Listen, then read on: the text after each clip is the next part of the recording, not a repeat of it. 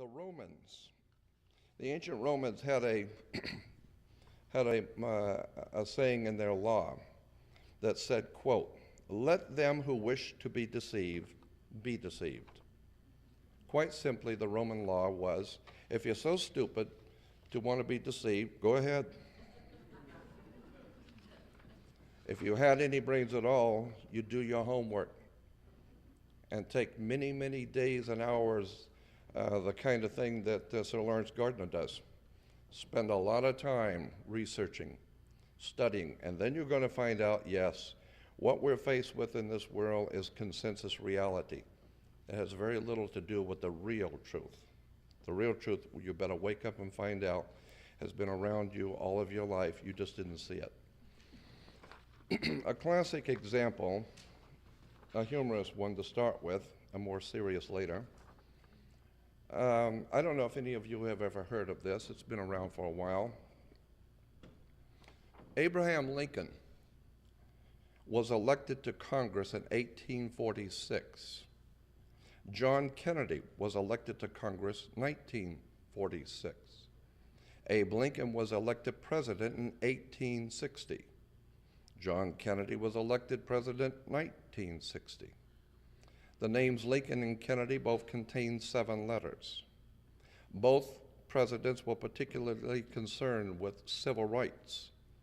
Both of the presidents' wives lost children while living in the White House. Both presidents were shot on a Friday in the head. President Lincoln's secretary was named Miss Kennedy. Kennedy's secretary was named Miss Lincoln. Both were assassinated by Southerners. Both were succeeded by Southerners. Andrew Johnson, who succeeded Lincoln, was born in 1808. Lyndon Johnson, who succeeded Kennedy, was born in 1908. John Wilkes Booth, who assassinated Lincoln, was born in 1839. Lee Harvey Oswald, who assassinated Kennedy, in 1939. Both assassins were known by 3 names, John Wilkes Booth, Lee Harvey Oswald. Both names are comprised of 15 letters. President Lincoln was shot in a theater named Ford. Kennedy was shot in a car named Lincoln, made by Ford.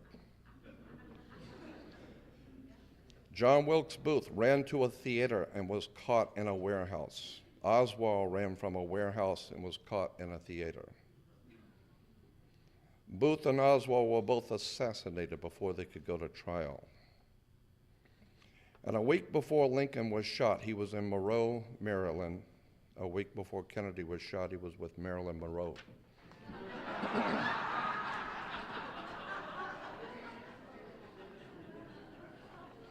I read you that to impress upon your minds that there is an occult world going on around you.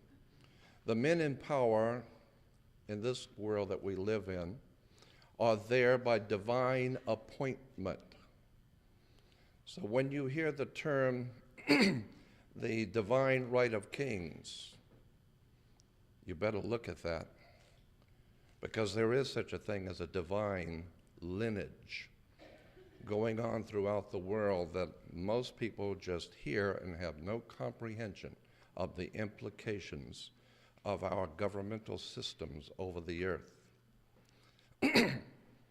I'm nowhere near being an authority on anything. I've never been the world's foremost authority on any subject. I feel that I am an ordinary man pursuing extraordinary knowledge. As ill-informed as I have been and am now, I'm smart enough to know that there is a God in the universe. There is a divine presence in the universe that men have called God. But I'm also very much aware that men's minds have misused and abused the Spirit.